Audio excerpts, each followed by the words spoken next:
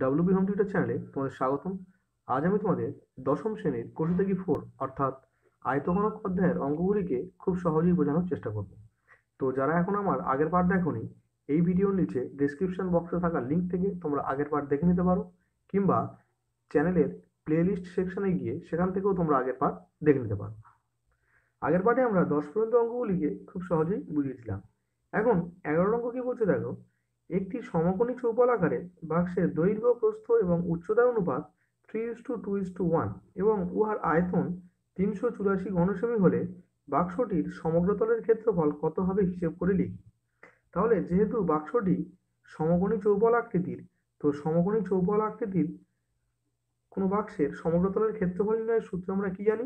2 into দৈর্ঘ্য into প্রস্থ plus দৈর্ঘ্য ইন্টু উচ্চতা প্লাস প্রস্থ ইন্টু উচ্চতা।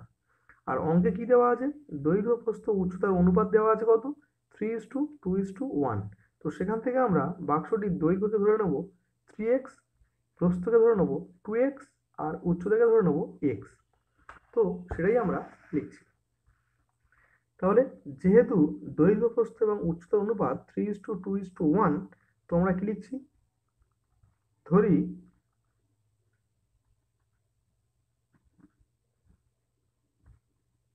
বাক্সটির দৈর্ঘ্য 3x, প্রস্থ 2x এবং উচ্চতা x। তাহলে একটি সমকোণী চৌপল আকৃতির বাক্সের দৈর্ঘ্যের মান দেওয়া আছে 3x, প্রস্থের মান দেওয়া আছে 2x, আর উচ্চতার মান দেওয়া আছে x। এখন আমরা আয়তন নির্ণয় করতে পারি। যেহেতু অঙ্কে বাক্সটির আয়তন দেওয়া আছে, তাহলে অতএব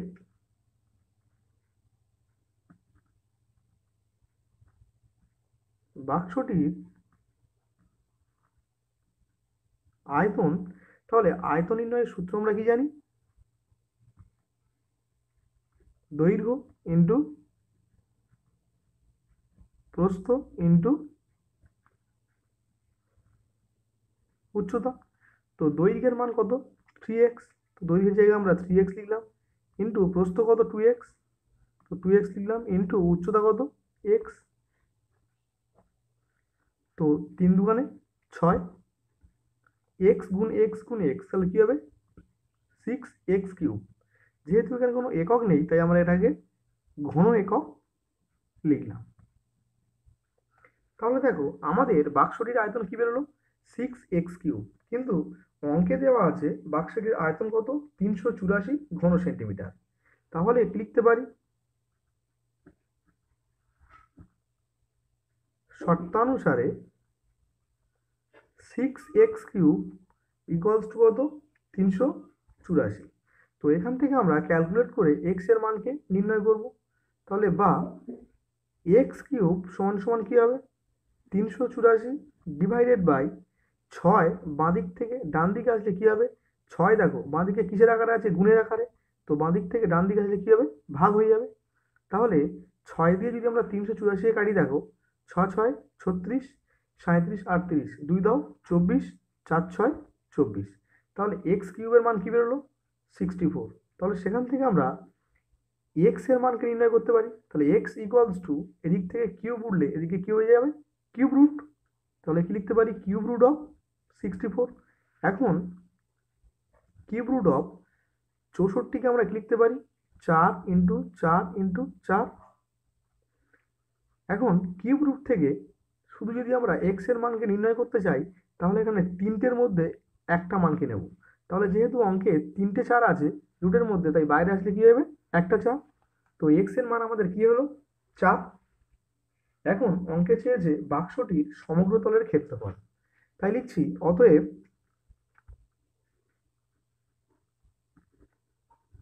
বাক্সটির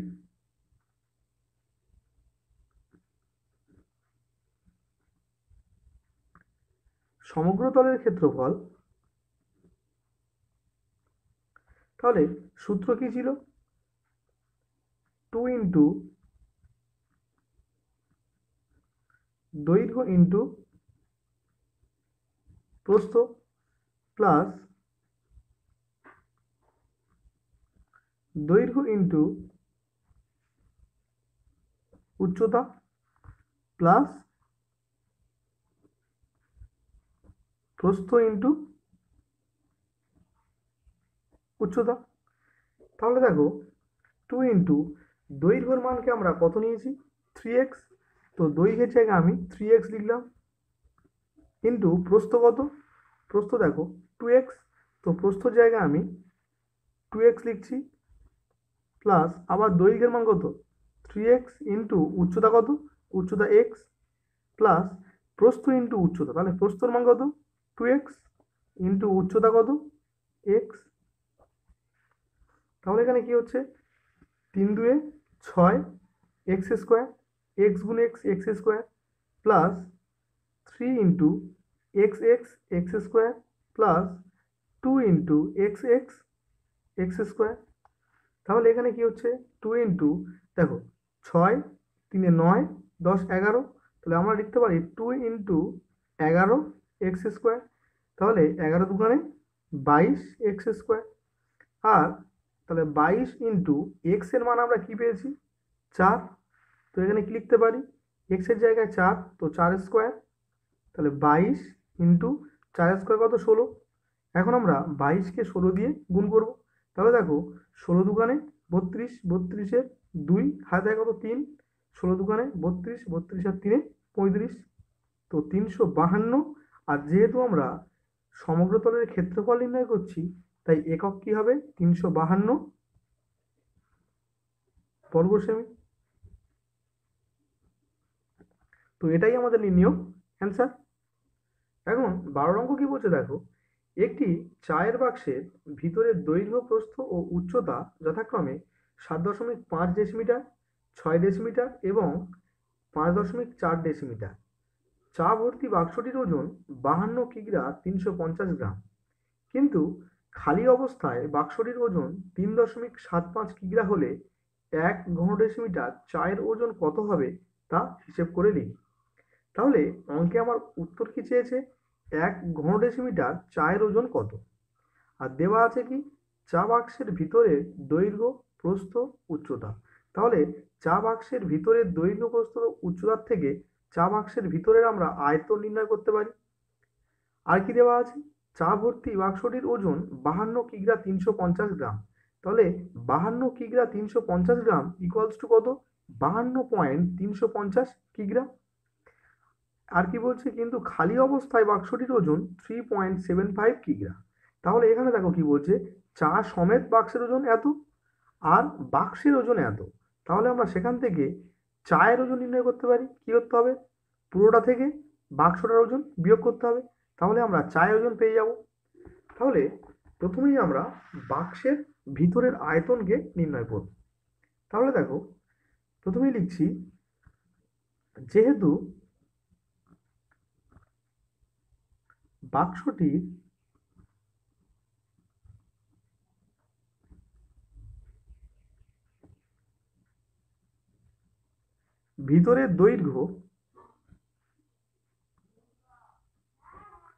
ভিতরের দৈর্ঘ্য দেওয়া আছে কত 7.5 ডেসিমিটার,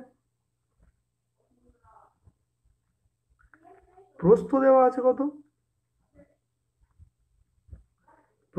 আছে কত 6 ডেসিমিটার, এবং উচ্চতা দেওয়া আছে কত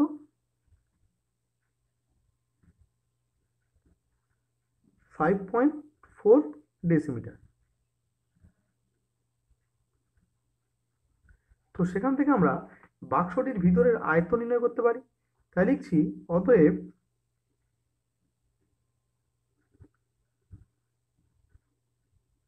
বাক্সটির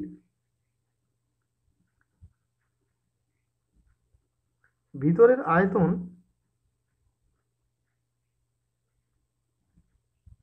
তাহলে সূত্র কি দৈর্ঘ্য ইন্টু প্রস্থ ইন্টু উচ্চতা, দৈর্ঘ্য ইন্টু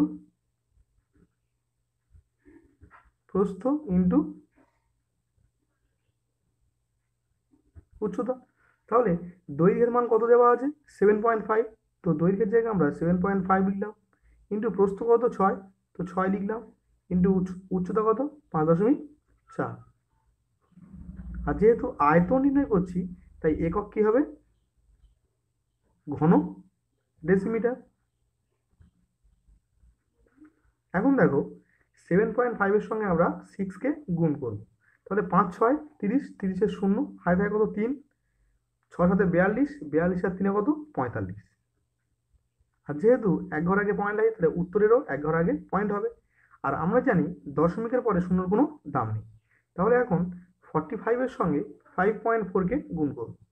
তো এর সঙ্গে আমরা যদি 5.4-কে গুণ করি তাহলে কি পাবো, 5 4 20 শূন্য, হাতে থাকে কত 2, 4 4 16 আর 2 18, ইন্টু 5 5 25-এর 5, হাতে থাকে কত 2, 5 4 20 আর 2 22। তো যোগ করলে কি পাবো, শূন্য, 8 5 13, 3, হাতে থাকে কত 1 2 3 4 আর 2। তাহলে দেখো যেহেতু প্রশ্নের এক ঘর আগে পয়েন্ট ছিল তাহলে উত্তরেরও এক ঘর আগে পয়েন্ট হবে। আর দশমিকের পরে শূন্যর কোনো দাম নেই, তাহলে এখানে কি হলো 243।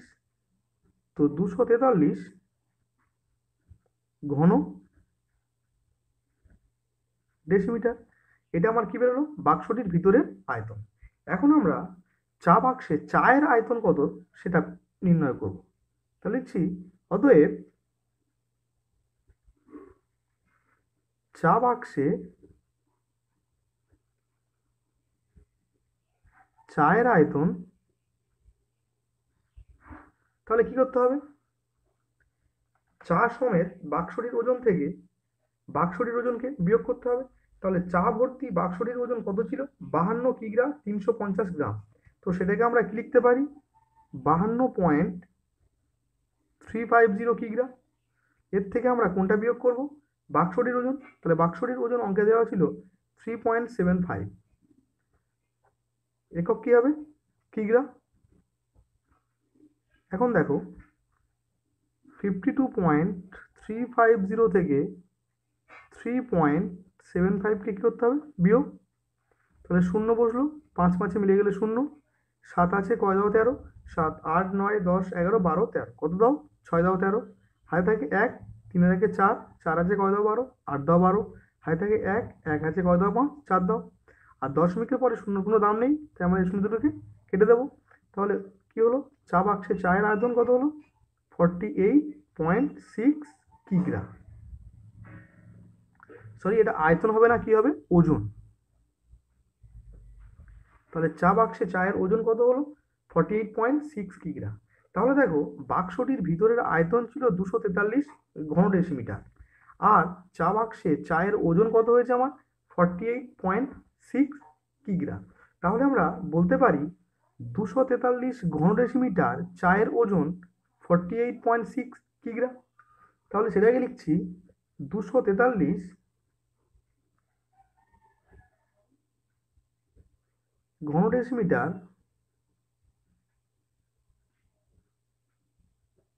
চায়ের ওজন কত, 48.6 কিগ্রা। তাহলে আমার অঙ্কে অ্যান্সার চেয়েছে 1 ঘন ডেসিমিটার চায়ের ওজন কত। তাহলে কি করতে হবে, 48.6 ডিভাইডেড বাই কি হয়ে যাবে, 243, এত কিগ্রা। তাহলে এখানে কি হবে, 48.6 ডিভাইডেড বাই 243 ইন্টু, দেখো দশমিক তুললে দশমিকের জন্য একটা 1, আর দশমিকের পরে যেহেতু একটা সংখ্যা তাই এখানে একটা শূন্য নিয়ে নেব। এখন যদি আমরা 2 দিয়ে কাটি তাহলে কি হবে, 3 দুগুণে 6, 4 দুগুণে 8, 2 দুগুণে 4। তাহলে কি হলো আমার অ্যান্সার, 2/10 কিগ্রা। এখন 2/10 কিগ্রাকে আমরা যদি গ্রামে প্রকাশ করি তাহলে কি করতে হবে, দেখো কিলো হেক্টো ডেকা গ্রাম, তাহলে কিগ্রা থেকে যদি আমরা গ্রামে নিয়ে যাই তাহলে কি করতে হবে, গুণ করতে হবে, কত দিয়ে, কিলোর জন্য একটা 1, আর 3টে ঘরের জন্য 3টে শূন্য, অর্থাৎ 1000 দিয়ে গুণ করতে হবে। তাহলে 2/10 ইন্টু 1000, এত গ্রাম। যেহেতু 1000 গুণ করেছি তাই আমরা গ্রাম লিখব। তাহলে একটা শূন্য কাটলো, 2 100 200, তো 200 গ্রাম। তো এটি আমাদের নির্ণীয় অ্যান্সার। এখন 13 অঙ্ক কি বলছে দেখো, একটি বর্গাকার ভূমিবিশিষ্ট পিতলের প্লেটের দৈর্ঘ্য 1 সেন্টিমিটার, বেধ 1 মিলিমিটার এবং প্লেটটির ওজন 4725 গ্রাম। যদি 1 ঘনসেমি পিতলের ওজন 8.4 গ্রাম হয়, তাহলে এক্স এর মান কত হবে তা হিসেব করে লিখি। তাহলে অঙ্কে দেওয়া আছে একটি বর্গাকার ভূমিবিশিষ্ট পিতলের প্লেটের দৈর্ঘ্য এক্স সেন্টিমিটার। তাহলে একটি যদি বর্গাকার প্লেট আঁকার চেষ্টা করি, তাহলে দেখো এটি একটি বর্গাকার পিতলের প্লেট, যার দৈর্ঘ্যের মান কত দেওয়া আছে, এক্স সেন্টিমিটার। তাহলে দৈর্ঘ্য যদি এক্স হয়, প্রস্থ কি হবে এক্স, যেহেতু প্লেটটি বর্গাকার। আর কি দেওয়া আছে, বেধের মান 1 মিলিমিটার। বেধ অর্থাৎ কি, উচ্চতার মান দেওয়া আছে কত, 1 মিলিমিটার। তো যেহেতু দৈর্ঘ্য আর এই প্রস্থটাকে সেন্টিমিটার এককে আছে, তো বেধটাকে আমরা সেন্টিমিটার এককে নিয়ে যাব। তাহলে 1 মিলিমিটার সমান সমান কত সেন্টিমিটার, দেখো ডেসি সেন্টি মিলি। তো মিলি থেকে সেন্টিমিটার আনতে গেলে কি করতে হয়, আমাকে ভাগ করতে হয়। কত দিয়ে ভাগ, 1 ঘর যাচ্ছে তাই আমাকে 10 দিয়ে ভাগ করব। তাহলে 1 মিলিমিটার সমান সমান কি হবে, 1/10 সেন্টিমিটার। তো আমরা প্রথমেই বেধটাকে মিলিমিটার থেকে সেন্টিমিটারে নিয়ে আসলাম। এখন আমরা প্লেটটির আয়তন নির্ণয় করব। যেহেতু প্লেটটির দৈর্ঘ্য, প্রস্থ এবং উচ্চতার মান জানা আছে, তো লিখছি অতএব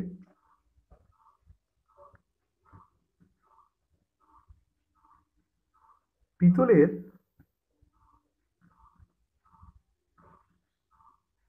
প্লেটটির আয়তন। তাহলে আয়তন নির্ণয়ের সূত্র আমরা কি জানি, দৈর্ঘ্য ইন্টু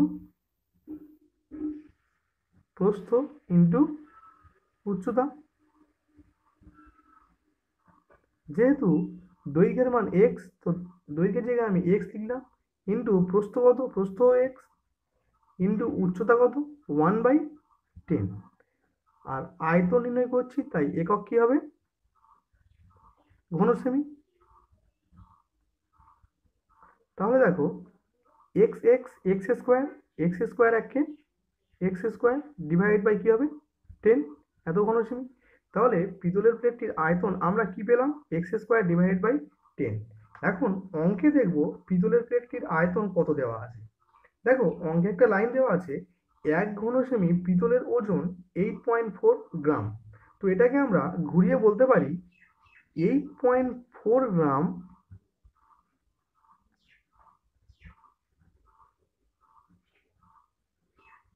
পিতলের আয়তন সমান সমান 1 ঘনসেমি। তাহলে 8.4 গ্রাম পিতলের আয়তন যদি 1 ঘনসেমি হয়, তাহলে 1 গ্রাম পিতলের আয়তন কত হবে, তাহলে 1 ডিভাইডেড বাই 8.4 ঘনসেমি। আর অঙ্কে বলে দেওয়া ছিল প্লেটটির ওজন কত, 4725 গ্রাম। তাহলে এখানে কি লিখবো, 4725 গ্রাম পিতলের আয়তন তাহলে কত হবে, তাহলে 1 ইন্টু 4725 ডিভাইড বাই কি হবে, 8.4 ঘনসেমি। তাহলে একের সঙ্গে কোনো সংখ্যা গুণ করলে কি হয়, সংখ্যাটি বসে যায়, অর্থাৎ 4725 বসে যাবে, ডিভাইড বাই কি হবে, 8.4। তাহলে আমরা পিতলের আয়তন পেয়েছিলাম কত, এক্স স্কোয়ার ডিভাইড বাই 10, কিন্তু অঙ্কে বলছে পিতলের আয়তন 4725 ডিভাইড বাই 8.4। তাহলে আমরা কি লিখতে পারি, শর্তানুসারে x square divide by 10 equals to কত, 4725 ডিভাইড বাই 8.4। এখন এক্স স্কোয়ার ইকুয়ালস টু কি লিখতে পারি, 4725 আর এই 10 কোনাকুনি গুণ হয়ে যাবে, তাহলে ইন্টু 10 ডিভাইড বাই কত, 8.4।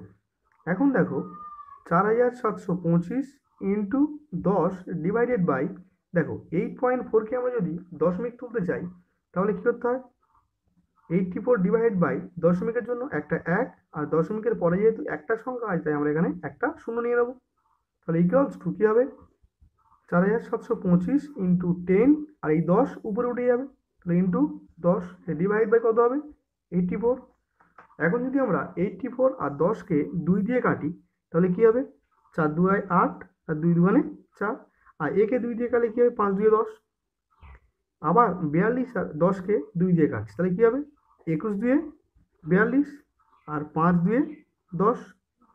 এখন 21 দিয়ে আমরা যদি 4725কে ভাগ করি তাহলে কি পাবো দেখো, তাহলে 21 দিয়ে 4725কে ভাগ করছি, তাহলে দেখো 21 দুগুণে 42, বিয়োগ করলে কি পাবো 5 52, আবার 21 দিয়ে 42, বিয়োগ করলে কি পাবো 10, আর এই 5 নেমে যাবে।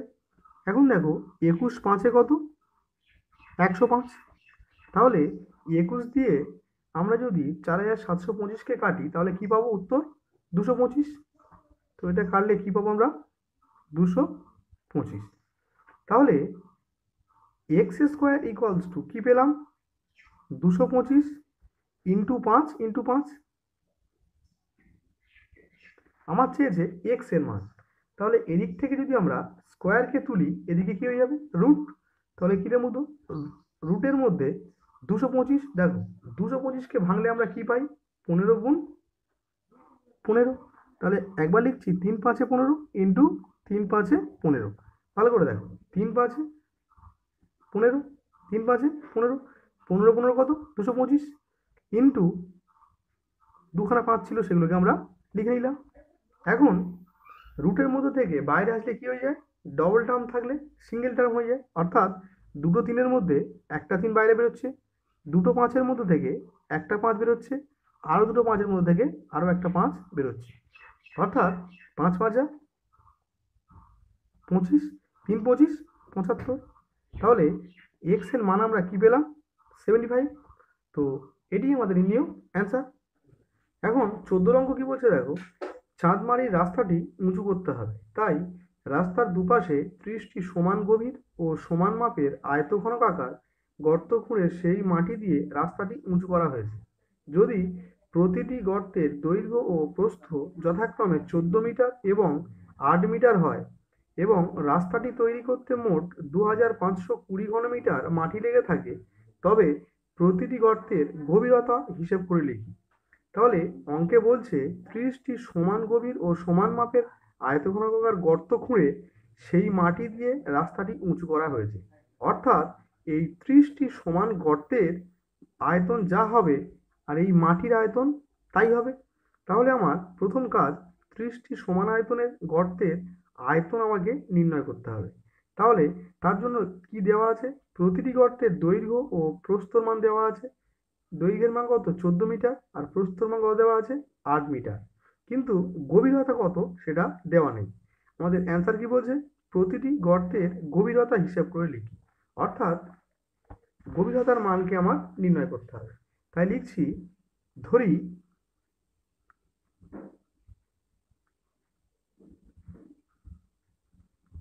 প্রতিটি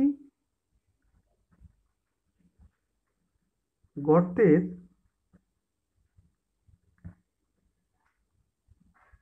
গভীরতা h মিটার।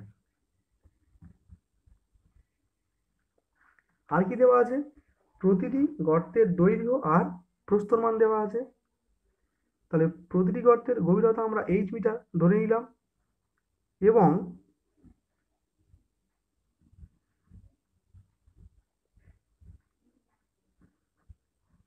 প্রতিটি গর্তের দৈর্ঘ্য কি বলছে 14 মিটার এবং প্রস্থ কি বলছে 8 মিটার। তাহলে যেহেতু গর্তের দৈর্ঘ্যের মান জানা, প্রস্থের মান জানা আর গভীরতার মান জানা, তাহলে আমরা অতএব কি লিখতে পারি, প্রতিটি গর্তের আয়তন সমান কি লিখতে পারি, তাহলে আয়তন নির্ণয়ের সূত্র কি জানি, দৈর্ঘ্য ইন্টু প্রস্থ ইন্টু উচ্চতা। তাহলে দৈর্ঘ্যের মান কত 14 ইন্টু প্রস্থ মান কত 8 ইন্টু উচ্চতা কত h, যেহেতু উচ্চতার মান আমরা জানি না। একক কি হবে, আয়তন নির্ণয় করছি তাই একক হবে কি ঘনমিটার। তাহলে প্রতিটি গর্তের আয়তন বেরোলে এত, তাহলে এইরকম গর্ত 30খানা খোঁড়া হয়েছে, তাই লিখছি অতএব 30টি গর্তের আয়তন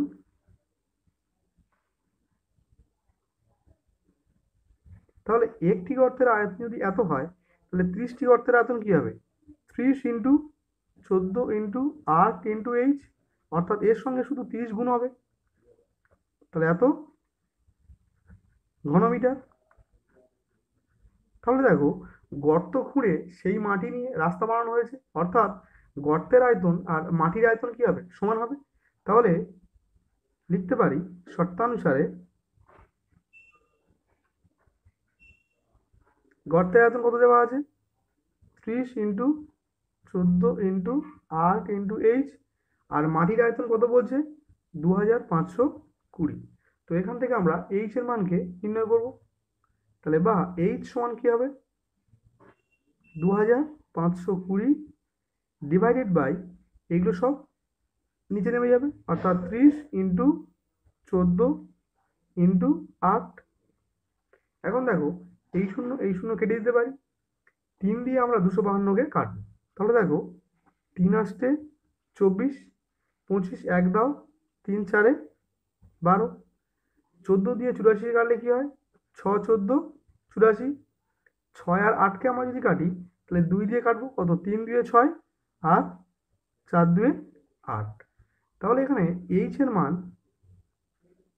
কি হলো 3/4, 3/4, অর্থাৎ 4 দিয়ে আমরা 3কে ভাগ করে নেব। তো যেহেতু 4-এর চেয়ে 3 ছোট, তাই দশমিক নিয়ে একটা শূন্য নেব। এখন 4 7 28, বিয়োগ করলে কি হবে 2, দশমিকের জন্য একটা শূন্য পাবো, 4 5 20। তাহলে কি হলো 0.75 মিটার। এখন যদি আমরা মিটার থেকে ডেসিমিটারে আনতে চাই, মিটার থেকে সেন্টিমিটারে আনতে চাই, তাহলে 0.75-এর সঙ্গে কি গুণ করতে হবে, দেখো মিটার ডেসিমিটার সেন্টিমিটার, অর্থাৎ মিটার থেকে আমরা যদি সেন্টিমিটারে আনতে চাই তাহলে কি করতে হবে গুণ, কত দিয়ে গুণ একটা 1, আর যেহেতু 2 হয় তাই আমরা দুটো শূন্য, অর্থাৎ 100 দিয়ে গুণ করতে হবে। তাহলে যেই 100 দিয়ে গুণ করব সঙ্গে সঙ্গে একক কি দিয়ে দেবো মিটার থেকে সেন্টিমিটার। তাহলে দেখো 75-এর সঙ্গে যদি 100 গুণ করি তাহলে কি হবে 75 1-কে 75 আর দুটো শূন্য, যেহেতু দশমিক সংখ্যা ছিল তাই উত্তরেরও 2 ঘর আগে পয়েন্ট দিয়ে দেবো, দশমিকের পরে শূন্যর কোনো দাম নেই তাই আমরা কেটে দিলাম। তাহলে অ্যান্সার কি হলো 75 সেন্টিমিটার। এটি আমাদের নির্ণয় অ্যান্সার। তো আজকের ভিডিও এই পর্যন্ত রাখলাম, দেখা হবে পরের ভিডিওতে।